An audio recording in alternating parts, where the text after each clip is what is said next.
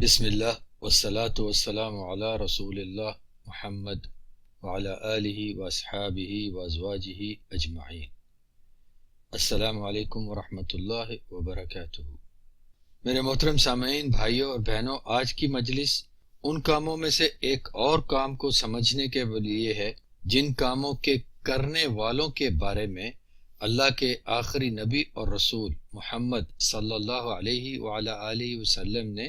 یہ فیصلہ صادر فرما دیا کہ جو کوئی وہ کام کرے گا وہ ہم میں سے نہیں، یعنی امت محمدیہ میں سے نہیں، یعنی قیامت والے دن اس کا شمار امت محمدیہ میں نہیں کیا جائے گا۔ ان کاموں میں سے جس کام کو آج ہم سمجھیں گے، انشاءاللہ جانیں گے اس کے بارے میں، وہ 8واں کام ہے، اور وہ کام ہے سانپوں کو اس ڈر سے قتل نہ کیا جانا کہ وہ انتقام لیں گے، یعنی سانپ، یا وہ سانپ انتقام لیتے ہیں۔ یہ ایک ایسا عقیدہ ہے جو اسلامی تعلیمات کی روشنی میں باطل قرار پاتا ہے۔ جی ہاں، یہ ایک باطل عقیدہ ہے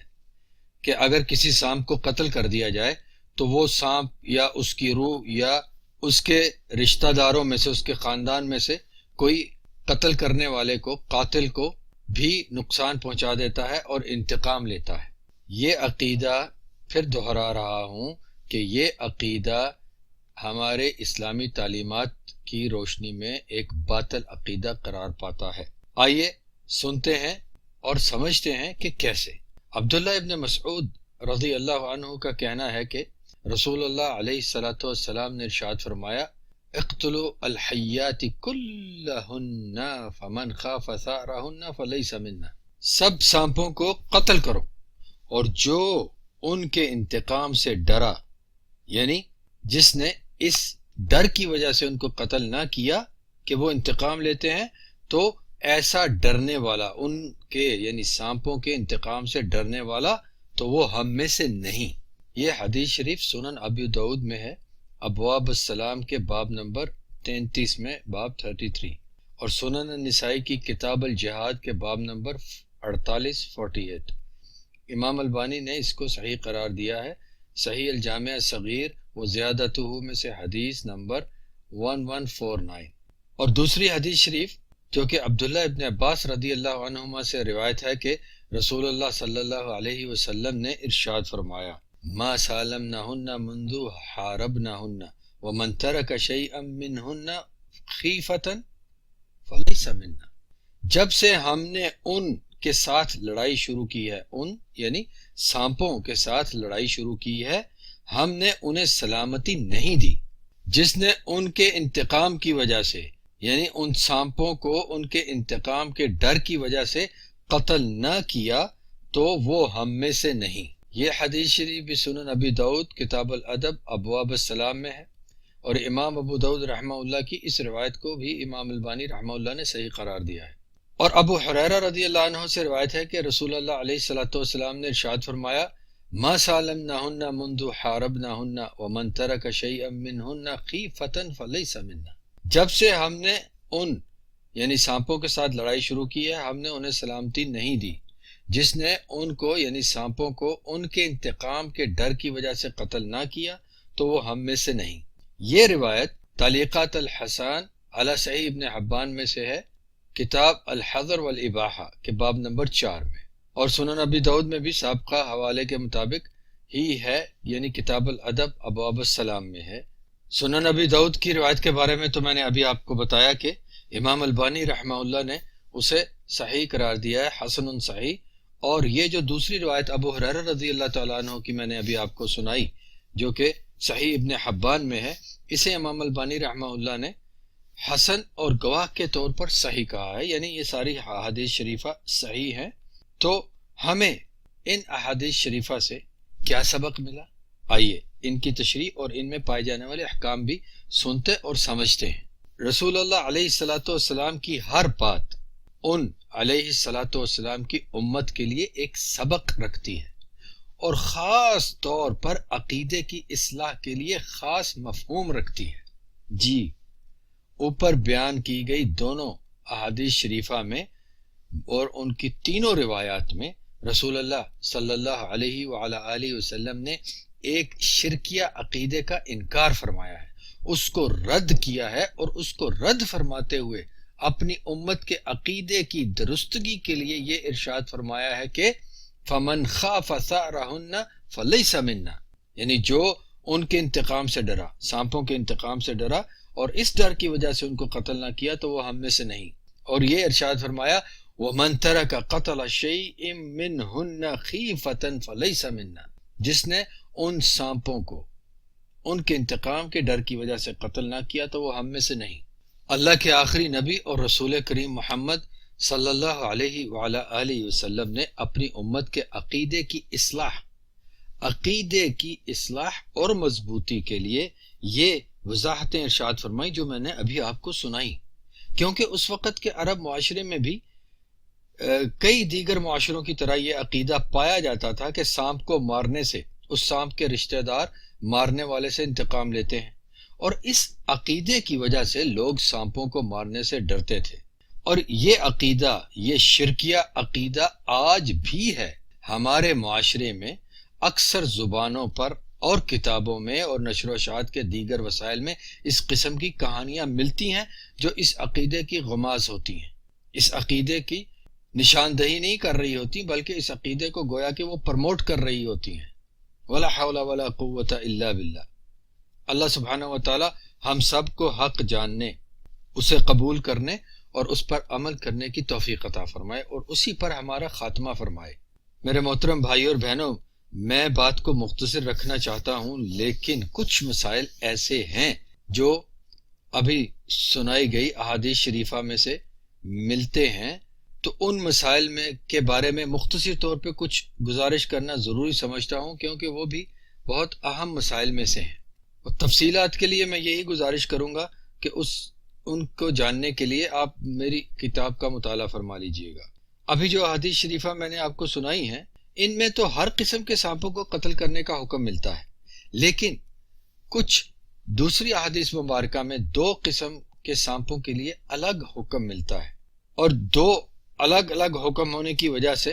کئی لوگوں کے اذہان میں، دلوں میں، دماغوں میں شک پیدا ہوتے ہیں، اور کئی ایسے بدبخت بھی ہیں جو بات کو پوری طرح سے نہ سمجھتے ہوئے حدیث شریف کا انکار ہی کر دیتے ہیں۔ جب دیکھتے ہیں کہ دو احادیث ایک دوسرے کے مخالف نظر آ رہی ہیں بظاہر،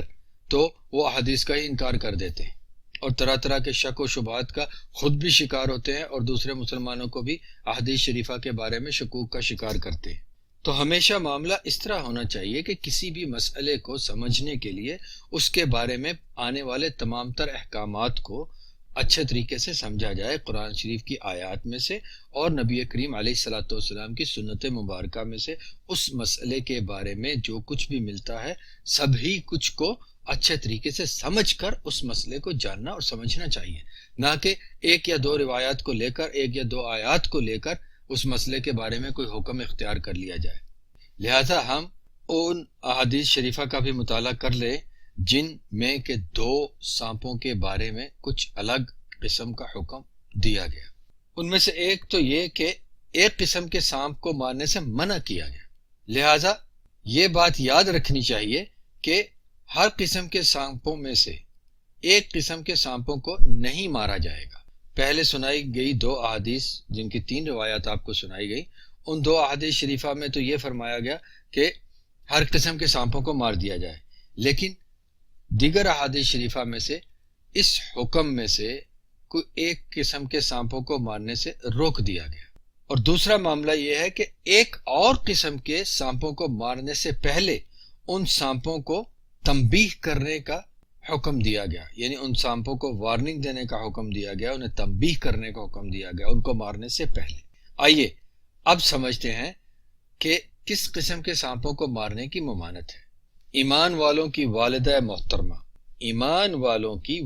محترمہ امی جان عائشہ رضی اللہ عنہا سے روایت ہے کہ ان رسول اللہ صلی اللہ علیہ وسلم نہا عن قتل الحیات البیوت الا الابتر وذات فیتین فانہما یختفان او قال یتمسان الابصار ویطرحان الحمل من بطون النساء ومن ترکہما فلیس منا۔ رسول اللہ صلی اللہ علیہ وسلم نے گھروں میں پائے جانے والے جنان کو قتل کرنے سے منع فرمایا، سوائے اس کے جس کی دم بہت چھوٹی سی ہوتی ہے اور وہ جس کی کمر پر 2 دھاریاں بنی ہوتی ہیں، کیونکہ یہ دونوں قسم کے چھوٹے سانپ جنان جن کی دم بہت چھوٹی ہوتی ہے، یا دوسری قسم وہ جس کی کمر پر 2 دھاریاں بنی ہوتی ہیں، ان دونوں کے علاوہ دوسرے جنان کو قتل کرنے سے منع فرمایا۔ اور ان دونوں کو کیوں قتل کرنے کا حکم جاری رکھا؟ کیونکہ یہ دونوں بینائی کو چھین لیتے ہیں، یا یہ ارشاد فرمایا کہ بینائی مٹا دیتے ہیں اور عورتوں کے پیٹ سے حمل گرا دیتے ہیں اور بینائی ختم کر دیتے ہیں۔ یہ حدیث شریف مسند ابی یعلا الموصلی میں ہے، حدیث نمبر 4341، اور مسند عائشہ میں سے دوسری حدیث ہے، اور مسند احمد میں سے حدیث عائشہ رضی اللہ عنہا کی پہلی حدیث ہے۔ اس حدیث کے بارے میں امام ابو بکر الہیثمی رحمہ اللہ نے کہا کہ احمد کی روایت کے راوی صحیح روایات والے ہیں۔ یہ بات امام الہیثمی رحمہ اللہ نے المجمع الزوائد میں کتاب الصید والذبائح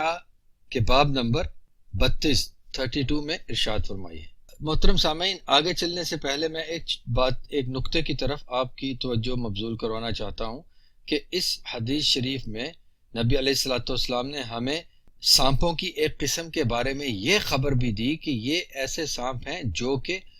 لوگوں کی بینائی، انسانوں کی بینائی دیکھنے کی قوت کو ختم کر دیتے ہیں اور حاملہ عورتوں کے پیٹ سے حمل گرا دیتے ہیں۔ اور یہ ایک ایسی معلومات ہیں جو سائنسی تحقیقات کے مطابق بالکل درست ثابت ہوتی ہیں اس وقت، اس زمانے میں، جبکہ بنی نوع آدم کو اس کے بارے میں کچھ خاص خبر نہ تھی۔ اللہ کے رسول علیہ الصلوۃ والسلام نے جن کی زبان مبارک وحی کے مطابق ارشاد فرماتی تھی، یہ خبر ہمیں اس وقت پہنچا دی۔ چلیے اب دوسری روایت کا مطالعہ کرتے ہیں، اسے سنتے ہیں، سمجھتے ہیں۔ سعید ابن المسیب رحمہ اللہ، جو کہ ایک تابعی ہیں، ان کا کہنا ہے کہ ایک دفعہ ایک عورت ایمان والوں کی والدہ محترمہ امی جان عائشہ رضی اللہ تعالیٰ عنہ کے پاس حاضر ہوئی، تو ان کے ہاتھ میں ایک نیزہ تھا۔ اس خاتون نے پوچھا، اے ایمان والوں کی والدہ، آپ اس سے کیا کرتی ہیں؟ تو امی عائشہ رضی اللہ تعالیٰ عنہ نے ارشاد فرمایا، یہ چھپکلیوں کو قتل کرنے کے لیے، کیونکہ نبی اللہ صلی اللہ علیہ وسلم نے ہمیں بتایا تھا کہ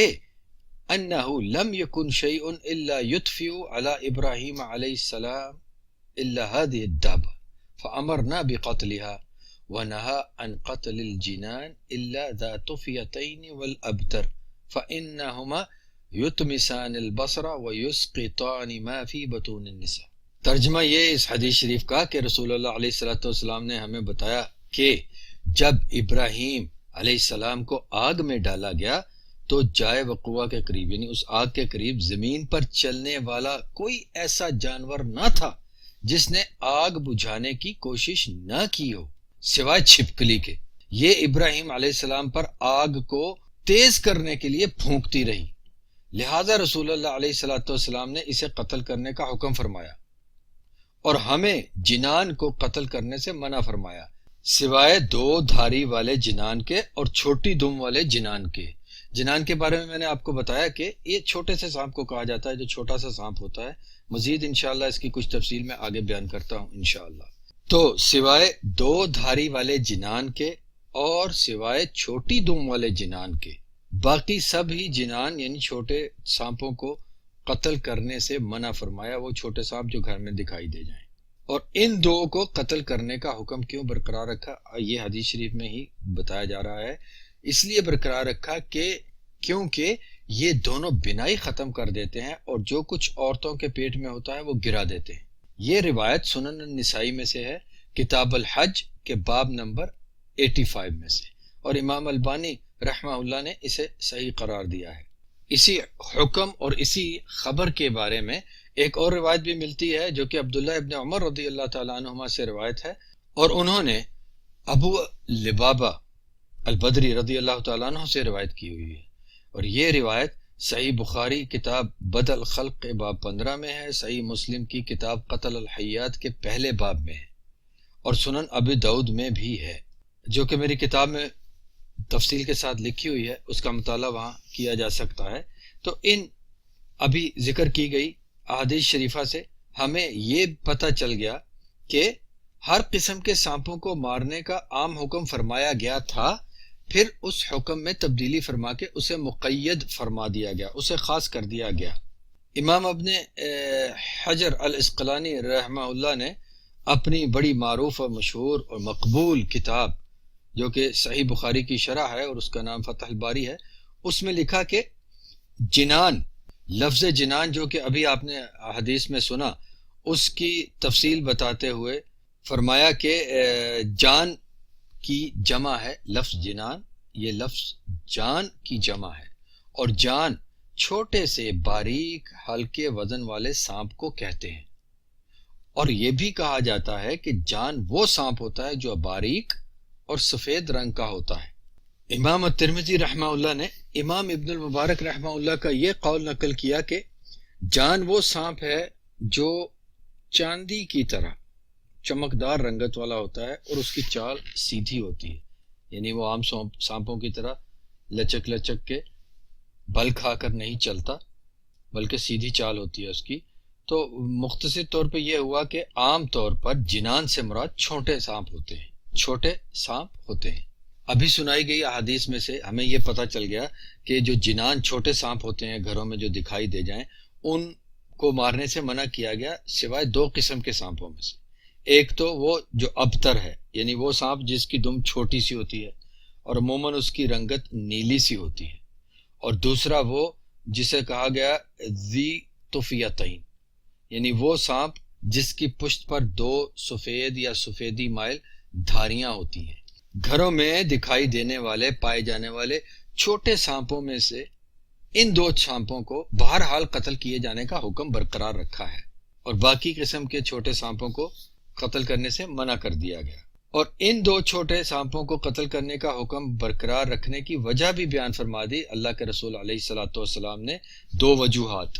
اور وہ دو وجوہات کیا ہے؟ ایک تو یہ کہ یہ سانپ بینائی ختم کر دیتے ہیں انسانوں کی، اور دوسرا یہ کہ یہ حاملہ عورتوں کا حمل گرا دیتے ہیں۔ یہاں سے آگے چلنے سے پہلے میں اپنے تمام محترم سامعین بھائیوں اور بہنوں سے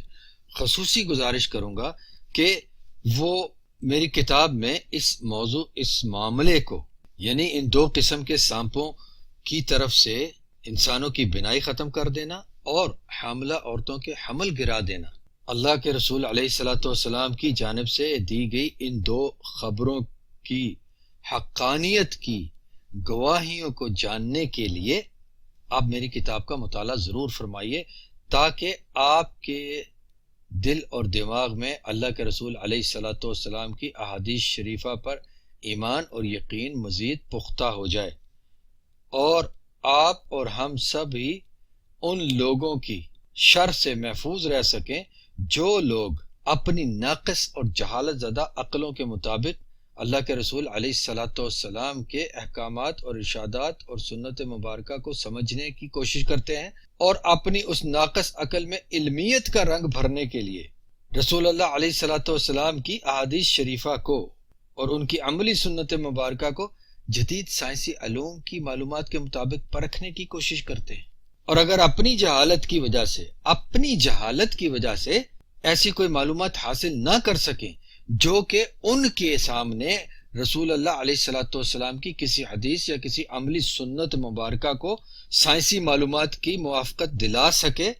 تو معاذ اللہ یہ ایسے بدبخت لوگ ہیں جو کہ صحیح ثابت شدہ احادیث شریفہ اور سنت مبارکہ کا انکار ہی کر ڈالتے ہیں اور قرآن کریم کی آیات مبارکہ کی باطل تعویلات کرنے لگ جاتے ہیں، جبکہ قرآن کریم اور صحیح ثابت شدہ احادیث شریفہ قولی حدیث ہو یا عملی حدیث سائنسی معلومات کا ذریعہ نہیں ہے، یا معاذ اللہ سائنس ان پر حاکم نہیں ہے کہ سائنس کے مطابق اگر یہ ثابت ہوئیں، سائنس میں سے ان کی موافقت ملی تو یہ ٹھیک ہے مان لیں گے، ورنہ ان کی تعویلات کریں گے اور انکار کریں گے۔ اللہ سبحانہ و تعالیٰ کی طرف سے تو قرآن کریم پر اور اللہ کی طرف سے نازل کی گئی وحی پر، جس وحی میں کہ نبی علیہ الصلوۃ والسلام کی صحیح ثابت شدہ احادیث شریفہ بھی ہیں، ان پر ایمان بالغیب رکھنے کا حکم ہے، لیکن اس کی توفیق ہر کسی کو نصیب نہیں ہوتی، خاص طور پر کسی ایسے کو تو بالکل نہیں ہوتی جو اپنی عقل، ذاتی سوچ و فکر اور مادی علوم کو اللہ تبارک و تعالی اور اس کے خلیل اور آخری نبی اور رسول محمد صلی اللہ علیہ وعلی آلہ وسلم کے اقوال اور افعال کی جانچ اور کسوٹی بناتا ہے۔ ایسے ہی جاہلوں میں سے کچھ ایسے ہیں جو ان صحیح احادیث شریفہ پر بھی اعتراض کرتے ہیں جو احادیث میں نے آپ کو سنائی، کیونکہ ان کی عقلوں میں یہ بات نہیں آ پاتی کہ کوئی سانپ کس طرح کسی کی بینائی ضائع کر سکتا ہے اور کس طرح کسی حاملہ عورت کا حمل گرا سکتا ہے۔ میں یہاں زیادہ کچھ تفصیلات کا ذکر نہیں کروں گا، لیکن اتنا ضرور کہتا چلتا ہوں کہ جدید علوم میں سے بھی جانوروں کی صفات اور عادات کے متعلق علم جو ہے اس میں یہ چیز معروف ہے کہ سانپوں میں ایسے بھی ہیں جو کافی فاصلے سے اپنا زہر فوارے کی صورت میں پھینکتے ہیں۔ اگر وہ زہر کسی کی آنکھ میں داخل ہو جائے اور مناسب وقت کے اندر اس کا کوئی علاج نہ کیا جائے تو اس آنکھ کی بینائی ہمیشہ کے لیے جاتی رہتی ہے۔ ایسے سانپوں کو عام طور پر رنگلز سپٹنگ سنیکس کہا جاتا ہے، یا رنگلز کوبرا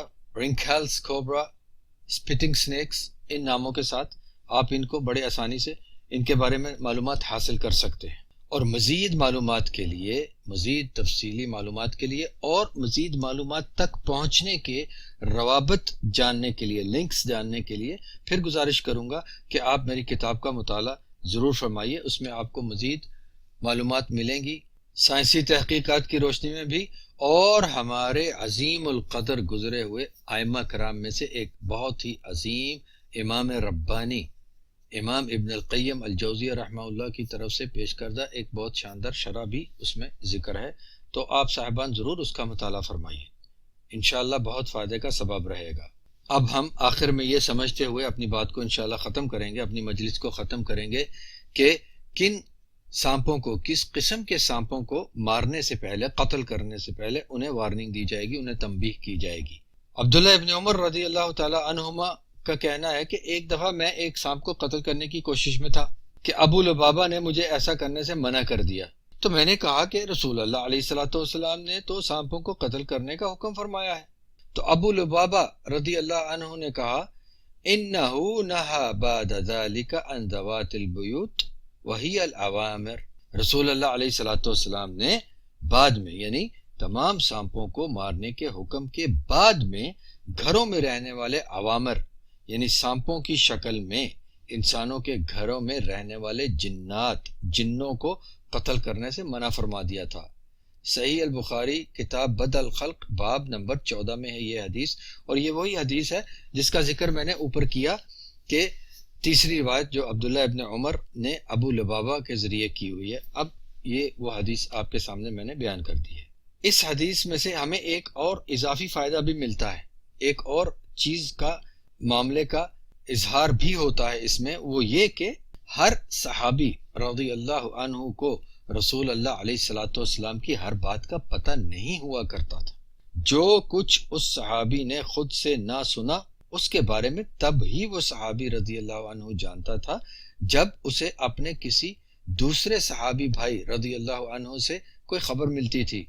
ہر صحابی رضی اللہ عنہ رسول اللہ علیہ الصلوۃ والسلام کی ہر بات اور ہر عمل کو براہ راست بذات خود سے نہیں جانتا تھا، جب ان کو اپنے کسی دوسرے بھائی سے خبر ملتی تھی تو وہ ایسے قول اور ایسے فعل کو جان لیتے تھے جس کی ہوتے ہوئے وہ خود سے موجود نہ ہوتے تھے۔ رسول اللہ علیہ الصلوۃ والسلام نے گھروں میں رہنے والے جنات کو قتل کرنے سے منع کرنے کا سبب بھی بیان فرما دیا، اور اپنی عادت مبارک کے مطابق اپنی امت پر رحمت اور شفقت کرتے ہوئے اس کی مکمل وضاحت بھی فرما دی۔ وہ بھی سنتے چلیے۔ ابھی سعید الخدری رضی اللہ عنہ سے روایت ہے کہ رسول اللہ علیہ الصلوۃ والسلام نے ارشاد فرمایا ان بالمدینۃ نفرا من الجن قد اسلموا فمن رأى شيئا من هذه الأوامر فليؤذنه ثلاثا فَإِن بَدَا لَهُ بَعْدُ فَلْيَقْتُلْهُ فَإِنَّهُ شَيْطَانٌ۔ مدینہ میں کچھ جن مسلمان ہو چکے ہیں، لہذا جب تم لوگ گھروں میں کوئی سانپ دیکھو تو انہیں 3 دفعہ تنبیہ کرو، 3 دفعہ انہیں وارننگ دو۔ اگر اس کے بعد بھی وہی سانپ نظر آئے تو اسے قتل کر دو، کیونکہ وہ شیطان ہے۔ صحیح مسلم کی یہ حدیث ہے، کتاب السلام میں، باب نمبر 37 میں۔ ابھی ان سنائی گئی 2 احادیث کی شرح میں یہ لکھا گیا ہے کہ اگر 3 دفعہ تنبیہ کرنے اور گھر سے نکل جانے یا ظاہر نہ ہونے اور نقصان نہ پہنچانے کا کہہ دینے کے بعد بھی وہ سانپ نظر آئے تو اسے قتل کیا ہی جائے گا، کیونکہ اس طرح یہ بات یقینی ہو جائے گی کہ وہ سانپ مسلمان جنات میں سے نہیں ہے،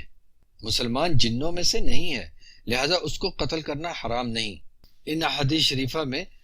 فرمائے گئے الفاظ کے مطابق یہ حکم تمام دنیا کے تمام گھروں کے لیے ہے۔ رہا معاملہ گھر سے باہر والے سانپوں کو قتل کرنے کا، تو ان کو تو فوراً اور ہر حال میں قتل کرنے کا حکم بہت واضح ہے، اور اس کے بارے میں سب کا اتفاق ہے۔ یہ اس کی مزید شرح اور تفصیل امام نووی کی صحیح مسلم کی شرح میں دیکھی جا سکتی ہے، اور امام ابن حجر العسقلانی کی فتح الباری میں دیکھی جا سکتی ہے، اور امام ابن عبد البر کی التمہید میں بھی دیکھی جا سکتی ہے۔ اس بات کی طرف بھی توجہ ضرور رکھیے گا سامعین کرام کہ سانپوں کو تنبیہ کرنے کے لیے، انہیں وارننگ دینے کے لیے کوئی خاص الفاظ کسی صحیح حدیث میں نہیں ملتے، تو کسی بھی قسم کے الفاظ میں ان کو تنبیہ کی جا سکتی ہے۔ حدیث میں تنبیہ کرنے کا حکم دیا ہے، وارننگ دینے کا حکم دیا گیا ہے، لیکن کسی صحیح ثابت شدہ حدیث شریف میں کوئی ایسے الفاظ نہیں ملتے جو کہ اس کام کے لیے استعمال کیے جائیں۔ تو میں سمجھتا ہوں کہ الحمدللہ یہاں تک کی معلومات کی روشنی میں یہ بالکل واضح ہو گیا کہ گھروں میں پائے جانے والے سانپوں کو قتل کرنے کا حکم عام حکم نہیں ہے، بلکہ یہ مقید حکم ہے، یعنی اس حکم پر ایک قید بھی لاگو ہوتی ہے، اور گھروں سے باہر پائے جانے والے سانپوں کو قتل کرنے کا حکم عام ہے۔ اور جو 2 قسم کے سانپوں کے بارے میں یہ خبر دی گئی کہ وہ بینائی ختم کر دیتے ہیں اور حامل عورتوں کا حمل گرا دیتے ہیں، تو وہ خبر بالکل حق ہے، ایک ایسی خبر جس کا ثبوت قرآن کریم میں سے بھی میسر ہوا، اور جدید علوم کی ان جدید تحقیقات سے بھی کہ جن تحقیقات پر کچھ مسلمان عملی طور پر اللہ کے قرآن اور اللہ کے رسول علیہ الصلوۃ والسلام کے فرامین سے زیادہ ایمان رکھتے ہیں۔ ولا حول ولا قوت الا باللہ العلی العظیم۔ رسول اللہ علیہ الصلوۃ والسلام نے گھروں میں پائے جانے والے سانپوں کے علاوہ چھپکلیوں کو مارنے کا بھی حکم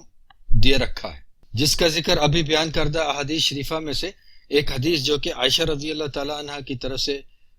روایت کی گئی، اس میں ذکر کیا گیا ہے۔ لہٰذا میرے مسلمان بھائیوں اور بہنوں، گھروں میں پائے جانے والے سانپوں کو مارنے کے بارے میں اللہ کے رسول علیہ الصلوۃ والسلام کی ان تعلیمات کو ہمیشہ یاد رکھیے اور اس پر عمل کیجیے، اور اپنے دلوں میں دماغوں میں کبھی بھی یہ شرکیہ عقیدہ مت آنے دیجیے کہ کسی سانپ کو مارنے کے بعد اس کا انتقام لیا جاتا ہے، اس کے رشتہ دار، اس کے قبیلے والے وغیرہ وغیرہ اس کا انتقام لیتے ہیں قاتل سے۔ اور چھپکلیاں مارنے میں بھی کوئی تردد مت کیا کیجیے، جیسے ہی نظر آئے ان کو ماریے، اور پوری کوشش کر کے ان دونوں موذی جانوروں کو ختم کیجیے۔ اللہ سبحانہ و تعالی ہم سب کو حق جاننے، ماننے، اپنانے اور اسی پر عمل پیرا رہتے ہوئے اس کے دربار میں حاضر ہو کر اس کی رضا پانے والوں میں سے بنائے۔ والسلام علیکم ورحمۃ اللہ وبرکاتہ۔